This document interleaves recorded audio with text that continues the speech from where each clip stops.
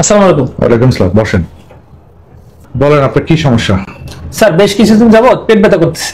ও আচ্ছা, ঠিক আছে।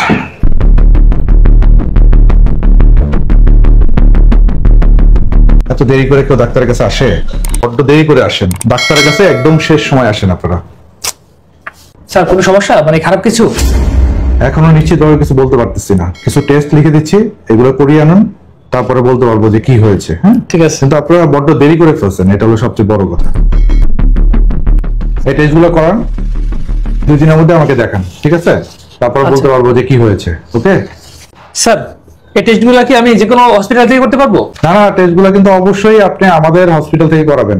না হলে যদি কোনো ভুল রিপোর্ট আসে সেই ক্ষেত্রে কিন্তু আমরা দায় দায়িত্ব নিতে পারবো না, পুরো দায় দায়িত্ব আপনাকে নিতে হবে। আচ্ছা ঠিক আছে। ঠিক আছে। জি আসসালামু আলাইকুম। ওয়ালাইকুম আসসালাম। Next day. স্যার টেস্টগুলো নিয়ে আসছি। আচ্ছা বসেন।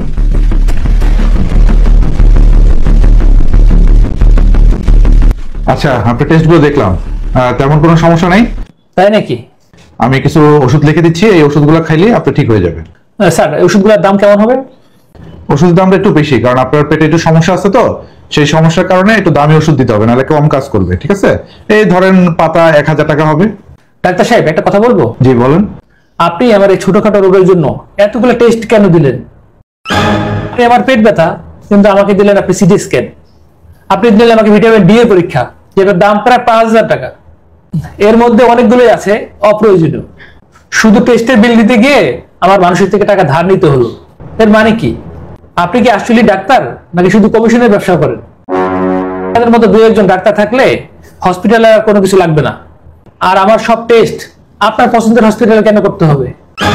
এসবের জন্য আপনাকে একদিন জবাব দিতে হবে ডাক্তার সাহেব।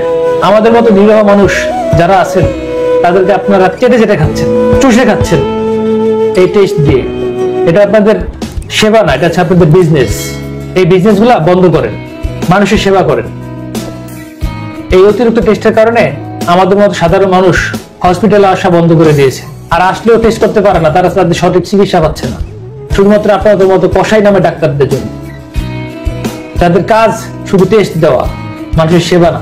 আপনারা শুধু অসুস্থ রোগী না, আপনারা মৃত মানুষকে নিয়ে ব্যবসা করেন।